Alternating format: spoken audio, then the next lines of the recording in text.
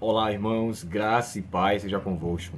Hoje, 3 de dezembro, estamos aqui na lição 11, já próximo de terminarmos o trimestre desse assunto. Assunto esse, irmãos, que nos deixou muito assim envolvido, nos deixou com a mente mais esclarecida pela graça de Cristo e sua palavra e nos auxiliou a termos um entendimento mais aprofundado sobre o estado do ser humano na morte e o que acontece diante dessa situação, quando a pessoa morre, enfim. Tratamos de vários assuntos que nos ajudou a termos um conhecimento mais extenso sobre esse conteúdo. E hoje, olha só, os enganos do tempo do fim.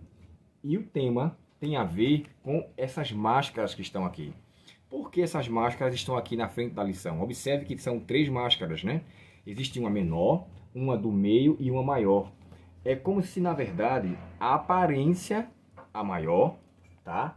Aparência de bondade, mas lá no final você nota que tem um rosto, uns olhos assim irados, uns olhos com um parecer totalmente diferenciado. E o texto para memorizar, o verso para memorizar, confirma isso aqui, ó. E não é de admirar-se, porque o próprio Satanás se disfarça de anjo de luz.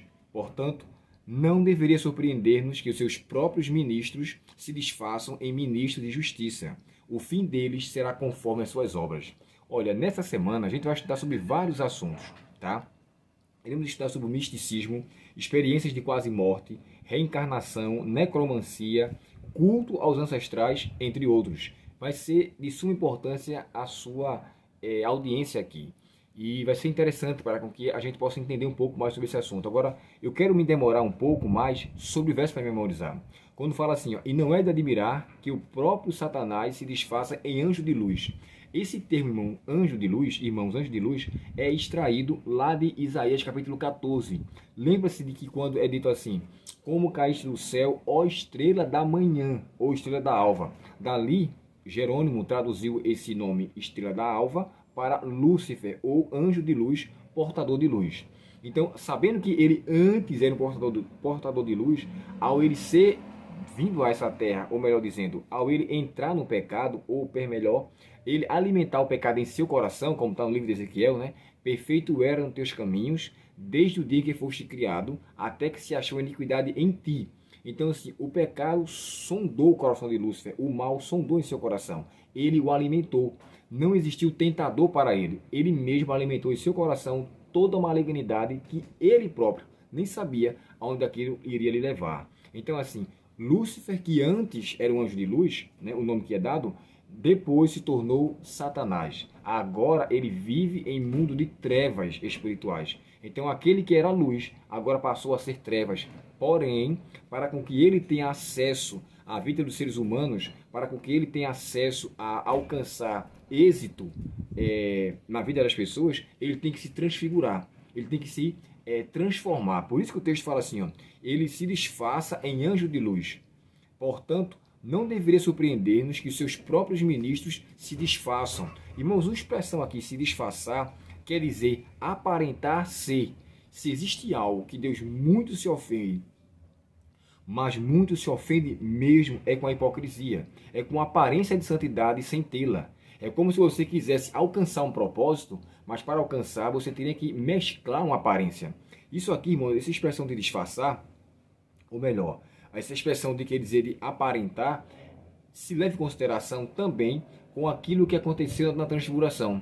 Ou seja, Jesus ali se transfigurou, embora ele sendo Deus, ele se transfigurou em uma aparência que ele não tinha em sua realidade enquanto ele estava aqui na terra. Porém, naquele momento, ele se transfigurou. E naquele momento a sua natureza não era glorificada, mas ali ele foi glorificado. Porém aqui, se tratando da hipocrisia, da malignidade, da falsidade, as pessoas fazem isso para um propósito maléfico, um propósito benefício próprio. Olha só, me permita ler com vocês o comentário bíblico adventista falando sobre o texto de 2 Coríntios capítulo 11 e o verso 14. Olha o que ela responde aqui, ó. O comentário fala, verso 14. A rebelião contra Deus transformou um anjo das trevas, transformou um anjo de luz em um anjo das trevas, e tomaram-se partido todos aqueles que quiseram assumir o seu reinado. E mais adiante diz assim, ó, aos olhos de Deus, não há nada mais abominável do que aparentes ministros de Cristo. Cooperam com agentes Satanás, estes só podem ser conhecidos pelos seus frutos. É nesse aspecto que, quando Jesus estava perto de descer ali do Sermão do Monte, as últimas palavras dele foi essa: acautelai-vos dos falsos profetas, que vêm até vós como que ovelhas, porém são lobos devoradores. E é interessante que eles falam assim, dentro de si. O texto que ele fala, irmãos, em relação a isso aqui, eu achei interessante, Mateus capítulo 7, e o verso 15 diz assim, ó: acautelai-vos dos falsos profetas, que se vos apresentam disfarçados em ovelhas, mas por dentro são lobos roubadores. Então, assim, é a aparência. Nesse contexto, mais adiante, Jesus fala: pelos seus frutos os conhecereis. Então, eu peço a você, peça a Deus discernimento, peça ao Espírito Santo iluminação, peça para com que Ele ilumine o seu ser e você saiba discernir os espíritos. Isso também é um dom, está inclusive na carta de João, né? Quando ele fala assim, nos dá discernimento, quando ele faz menção a discernir os espíritos, porque nem todo espírito procede de Deus. Há espíritos do mundo e esses são disfarçados. E aí é onde vamos entrar a falar sobre necromancia, sobre os enganos através dos artifícios que é usado pelo Hollywood. Irmãos, hoje em dia as empresas cinematográficas, e especificamente os filmes, eu cresci assim, conhecendo Gasparzinho, o fantasminha camarada. E o que é Gasparzinho? Um demônio. Porque tudo aquilo que envolve vida após a morte não tem nada a ver, claro, antes da volta de Cristo, não tem nada a ver com Bíblia, nada. Então isso envolve um outro ser que disfarça e torna atrativo.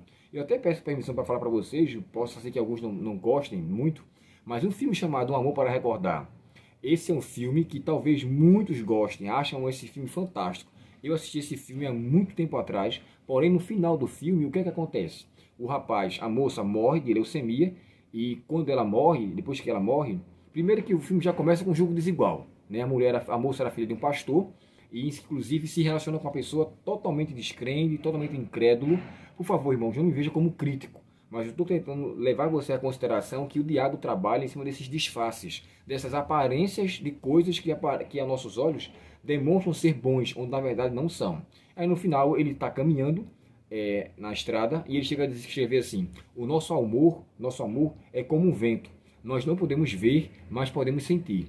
Ora, se a mulher já morreu, como é que ele fala nosso amor? Ele podia falar do amor dele. E ainda assim, ainda era complicado, porque a pessoa não deve sentir amor por quem morre, uma vez que amor é para ser recíproco, né? É para ser mútuo, é para ser ali então levado e recebido também. Porém, considerando essa expressão, o nosso amor, ele endossa no final como se a mulher, mesmo a sua suposta namorada, noiva, esposa, enfim, após a morte, ainda tem sentimento. Isso cai por terra diante de Eclesiastes 9, verso 5, quando fala que seu amor, seu ódio, tudo jaz no esquecimento, ou seja, apagou tudo. Então, assim, são coisas enganosas que nos trazem atração, e muitos não se apercebem que se enredam nesse mal. Então peçamos a Deus que você possa estar conosco nessa semana. Vamos estudar esses assuntos e vamos trazer à tona muitas coisas que aparentemente são inofensivas e agradáveis, onde por trás o diabo está simplesmente insinuando e trazendo coisas para enredar a mente dos filhos de Deus e levá-los assim a uma condição comprometedora. Fique conosco nessa semana, que a palavra de Deus vai nos ajudar em muitos aspectos. Oremos ao Senhor.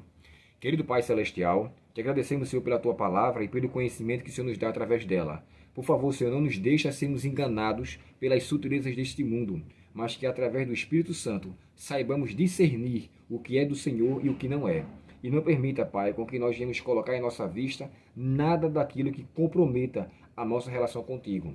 Pois o eco da serpente lá no jardim, é certo que não morrereis, ecoa até os dias de hoje. Porém, Pai, pedimos a Ti que guarde nosso coração e nossa mente e nos preserva para o Teu reino, em nome de Jesus. Amém. Deus te abençoe, tenha um ótimo final de semana. Aguardo você amanhã para o próximo estudo e juntos possamos entender um pouco mais sobre esse assunto dentro da Palavra de Deus. Deus abençoe você e até o nosso próximo estudo. Até logo.